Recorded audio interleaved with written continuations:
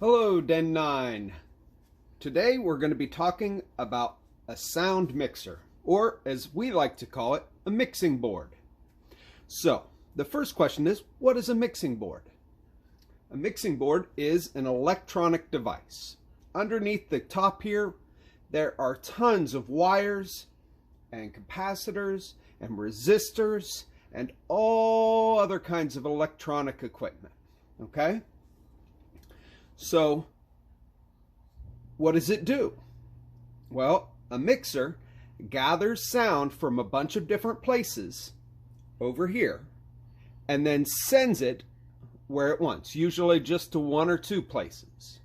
On this particular board, we can gather sounds from 16 different locations, and we can send it out to 5 different locations.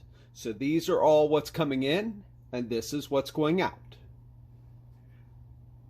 So, who uses a mixer?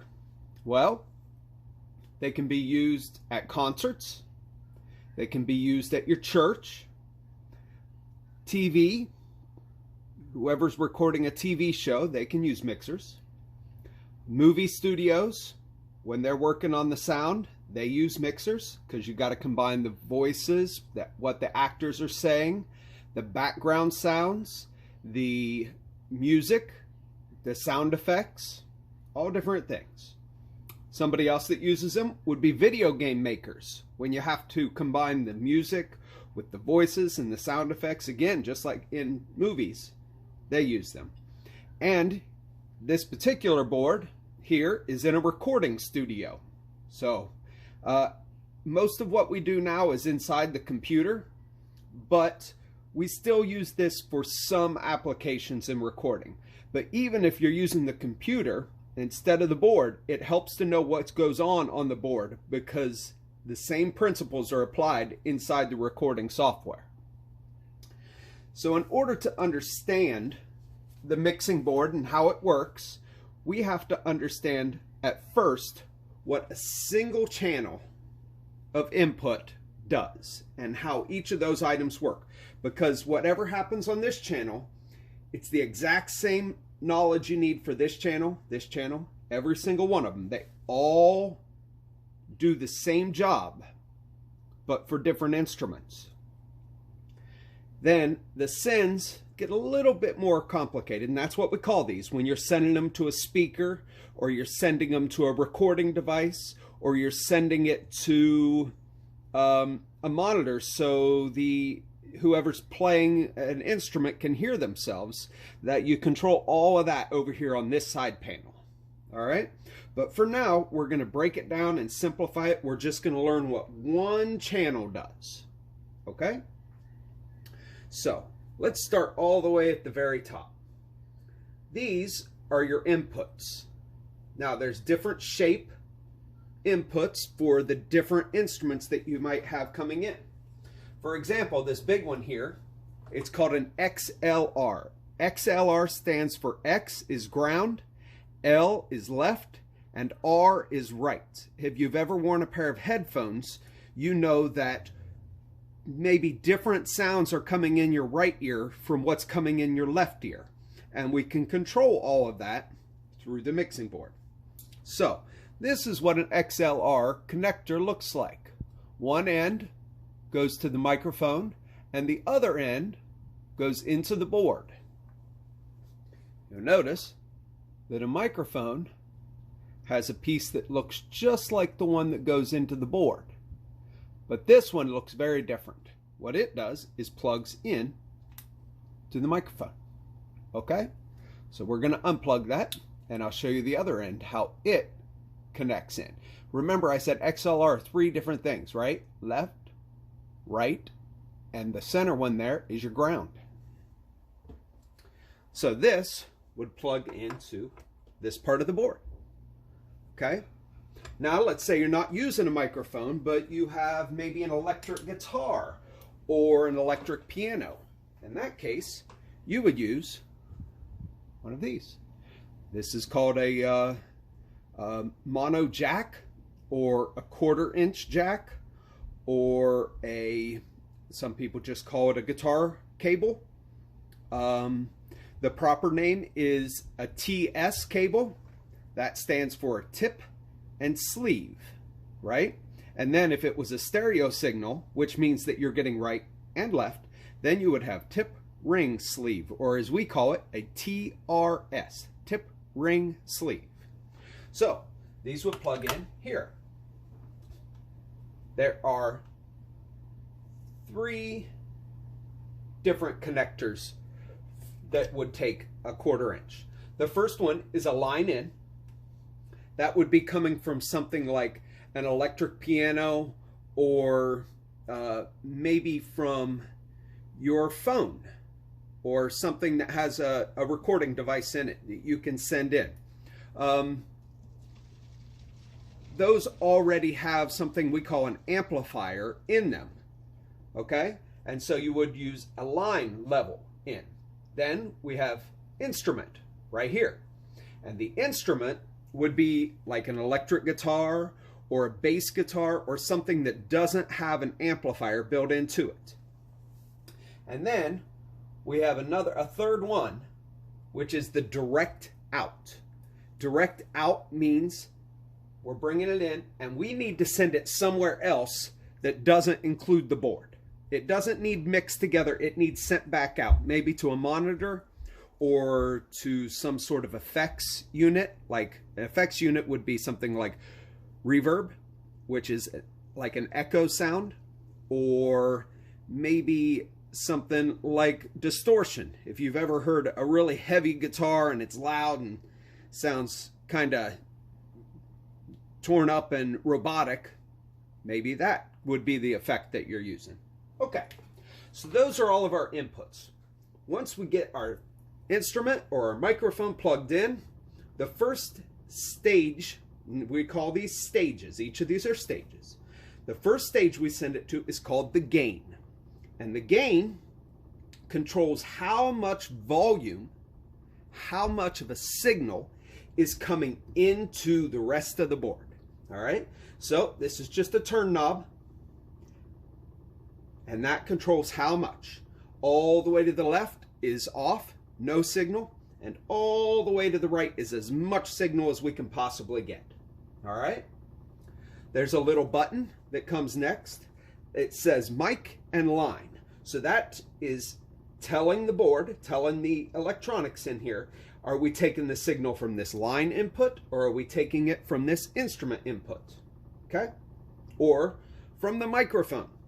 So there's a little button, it's just on off, hidden right in here. You can barely see it because it's gray, but there's one all the way across. The next step we have, these 4 knobs are called equalizers. Okay, there's 2 blue ones, 3 blue ones, and a purple one.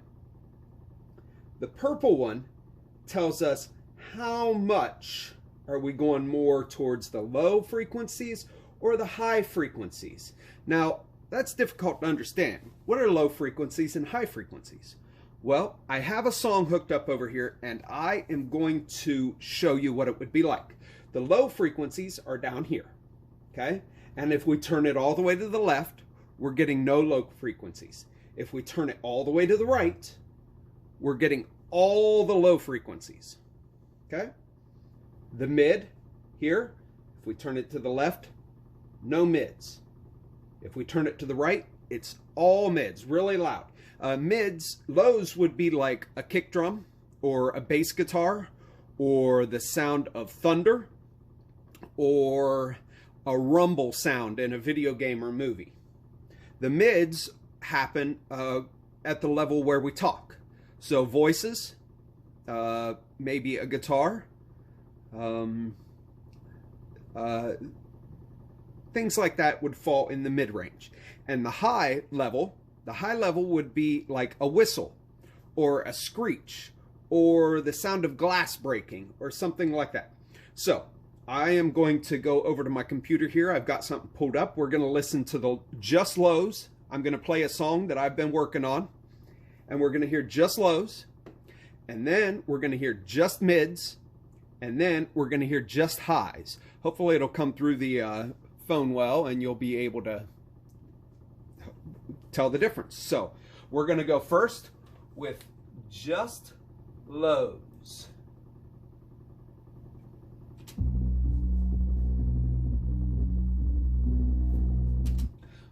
Maybe we should let you hear the song as it sounds first, all right? This is the way it sounds normally.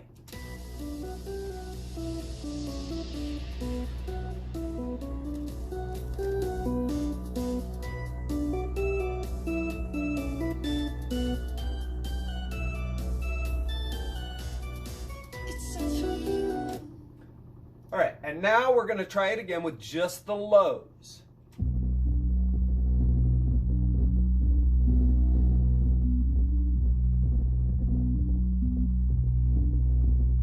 Real distorted there. Now we're going to do just the mids. Now keep in mind this is where voices happen and things like that. So let's hear what it sounds like.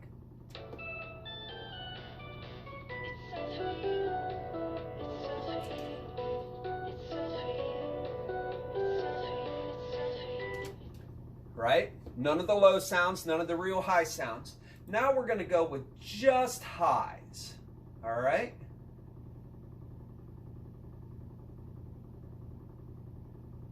Let's see here if this is it.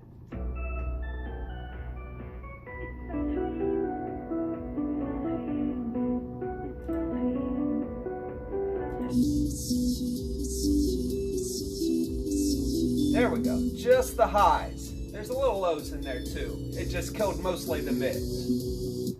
All right. So that's what kind of sounds you can get by adjusting the equalizers. Now the next four white buttons here, these are our sends, okay?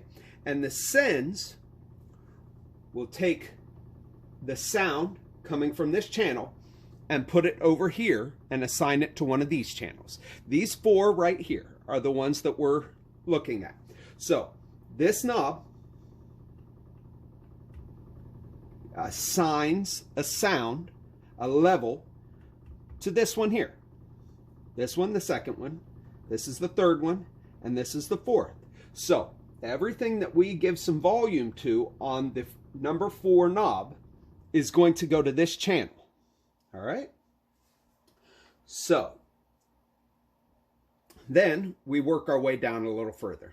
Now earlier we were talking about a stereo sound. A stereo sound means that you hear things out of the right channel and the left channel. And it's different sounds, right and left.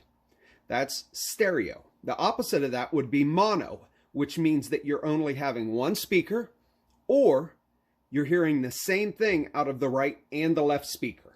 Okay? This gray knob here is called the pan knob. We use it for panning. You pan the sound to the right, or you pan the sound to the left. Sometimes if you're listening to a song, let's say you're listening to a rock and roll song, maybe you're hearing the drums in your right ear and you're hearing the guitar in your left ear, right? So the guitar would be turned all the way to the left and the drums would be turned all the way to the right. That is panning. And we can give it a variety of different things and maybe put a little bit in one speaker and a lot in the other. That gives the music a little bit more width. And it makes the sound feel more alive, okay?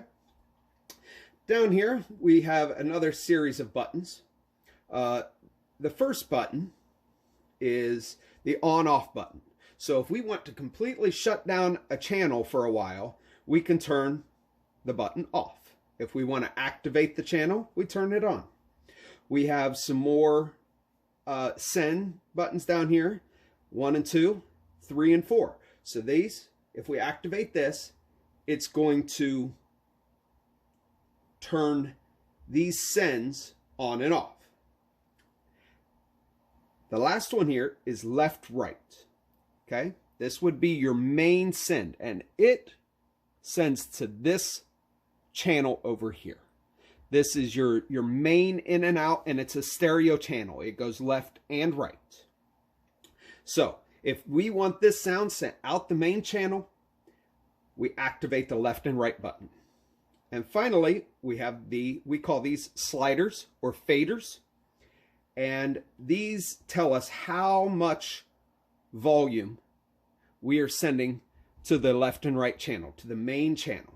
So we start all the way up here by inserting a sound.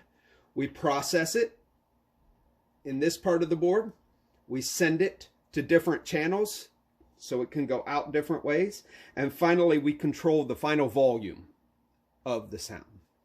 If we look over here, we already talked about these 4 things. Now, why would you send the sound to a bunch of different places? Well, there's a lot of reasons to do that. One, maybe you need different people in your band or your orchestra to hear different sounds. So you can use these as, and we call these buses or sends. So it means, and like a bus, you know, everything goes a different route. Maybe you've ridden a school bus and your bus takes a certain route and picks up certain kids. It's just like that on the mixing board. These buses pick up certain sounds and take them somewhere. Okay?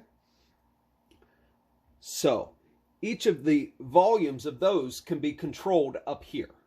And there's also a lot of connectors for maybe sending out to other effects and bringing them back in and adding them into the buses.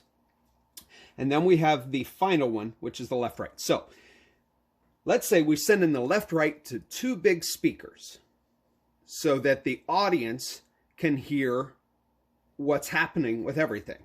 But we need the guitar players to hear the drums. The drummer doesn't need to hear the drums. He's already there playing them. So we're going to send all the drums to this 4th channel, and we send it to some speakers that are in front of the guitar players. Okay? Now, the drummer and the singer want to hear the singer, but the guitar players don't want to hear so much of the singer. They listen to the drums. So we pick another channel to send the vocals to, and then we can route that to the singer and to the drummer, and so on and so forth. And it's different situations for different bands or orchestras or recording shows and video games and things like that. So, simply put, if you know how to run one channel, you can run them all. It's just repeating it and customizing it to the different inputs, whatever you've got coming in. From there, you can choose where to send the sounds. There's a few other things up here, like different types of connectors where you can send the sounds to different things. Maybe you're sending it to an old-fashioned tape recorder versus sending it into a computer. So we have all different connectors for that. So you just familiarize yourself with what type of connection it is. Now there's one more thing we didn't touch. I don't know if you saw these little blue buttons up here, but there's a whole bunch of tiny switches on them. There's a special, this is the kind of microphone you're probably used to seeing, right? And we call this just a dynamic microphone. And you can just plug in a cord and plug it right in and it'll work. But there's a type of microphone that's very sensitive and picks up really quiet sounds. It's called a condenser microphone. And those require that you send a little bit of electricity to the microphone in order to strengthen the signal, to make it stronger. If you need to send that little bit of power to the microphone, you pick the channel that you want it. Let's say it's plugged into channel 7 here. We go up here and we find the number 7 and we turn that on. So I hope that this has been informative. I hope that you have questions and I'd love to answer them. I should mention that I've had this board for about 20 years now. As we said, a lot of stuff just goes into the computer these days, but it's helpful to have these around and to know how they work. It makes everything else easier. There's a couple other things we didn't talk about. I'll grab it real quick before I finish up. This is a place where you can plug in a lamp. And the lamp looks like this. It just plugs in there. And that way, if you're in a dark room and you need to see your buttons, it just shines a little bit of light on the board so you can figure out where you're at and see better. And then we have a headphone jack. So if you want to hear different things here but you don't necessarily want them going out through the sends, or you want to isolate just a single channel to hear, you can use the headphone jack, and it's got its own independent volume. Here, is it's kind of a decibel meter is what it is. It's telling you how much sound you're sending out through your main channel. All right. And it's got green lights on the bottom and yellow in the middle and red. Now red, generally speaking, is bad. You want to keep the volume below that. So we try to keep it in the green area, maybe just bouncing off the yellows a little bit. All right. And that is it. I hope you all had a good time. Thank you. Bye.